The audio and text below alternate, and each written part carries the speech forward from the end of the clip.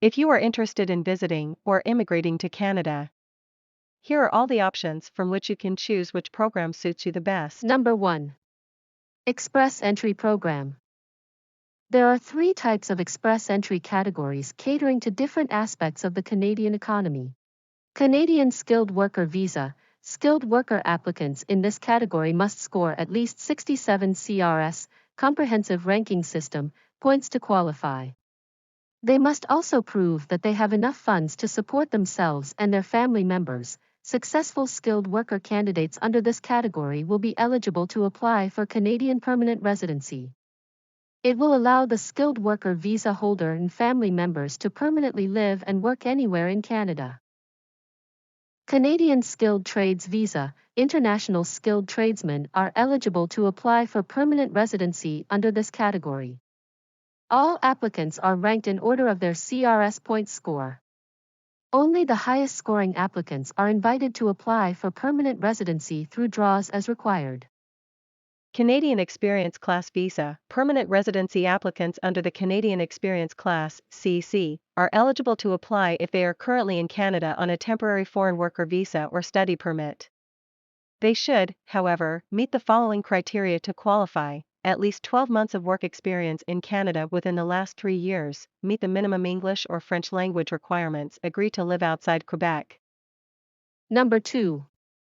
Permanent Residence Visa. The Canadian Permanent Residence Visas permit the holder to live, work and settle in the country.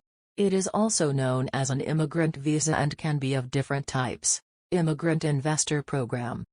This program is for people willing to make investments in the Canadian economy. However, they must have a net worth of at least CAD $800,000. They should invest at least CAD $400,000 and which the Canadian government would return without interest in 5 years' time. Startup Visa Program. The Startup Visa is for people who would like to individually involve and contribute to the Canadian economy. A net worth of at least CAD $300,000 is expected. The individual must also commit to owning and managing 1/3 of the Canadian business as well. It is to create and maintain employment within 3 years of being in the country.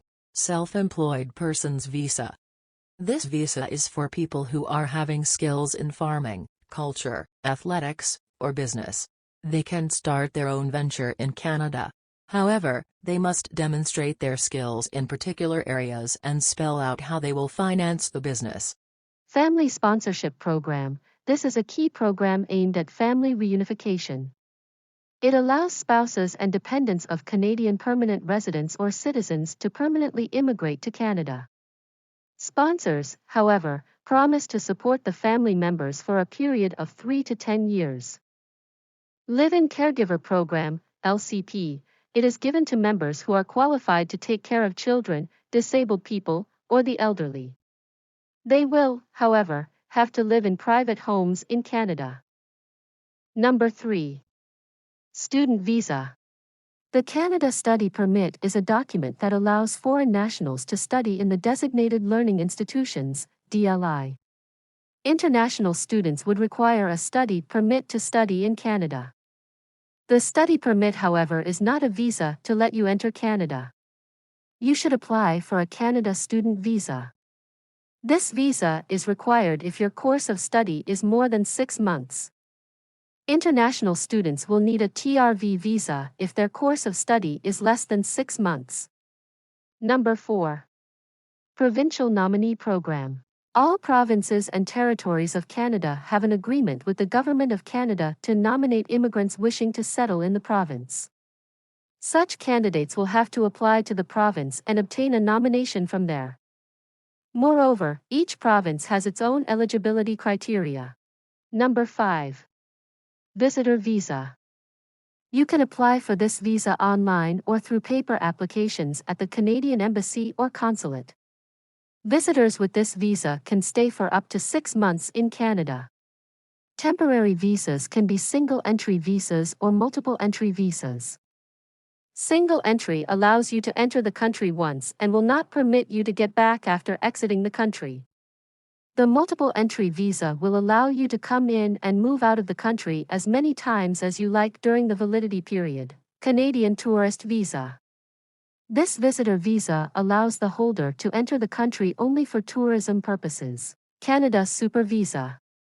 This visa is meant for parents or grandparents of Canadian permanent resident status or Canadian citizens to visit their children or grandchildren. Diplomatic and official visa.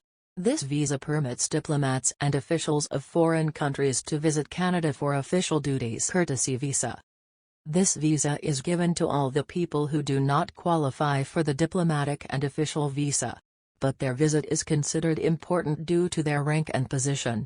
It includes members of trade missions or diplomats with the intent of tourism. Organ donors visa. People traveling to Canada to donate an organ to a Canadian permanent resident or citizen can avail of this visa. Temporary work visa. This visa is for people who are having a job offer in Canada that is less than 6 months. The applicant, however, will have to present a valid job offer letter from the Canadian employer. Working holiday visa. It is given to young people from 30 specific countries to travel to Canada for work. The applicants will, however, have to submit the visa application and wait to be randomly selected for this visa. Canada Transit Visa. Immigration rules of the Canadian government specify that all foreign citizens from visa-required countries should obtain a transit visa if their international flight stops at a Canadian airport on its way to another country. And you'll transit through Canada in 48 hours or less if you don't have a valid visitor visa. Like, share, click the bell icon and subscribe for more such content. Comment down below which topics you'd like us to cover in our future videos.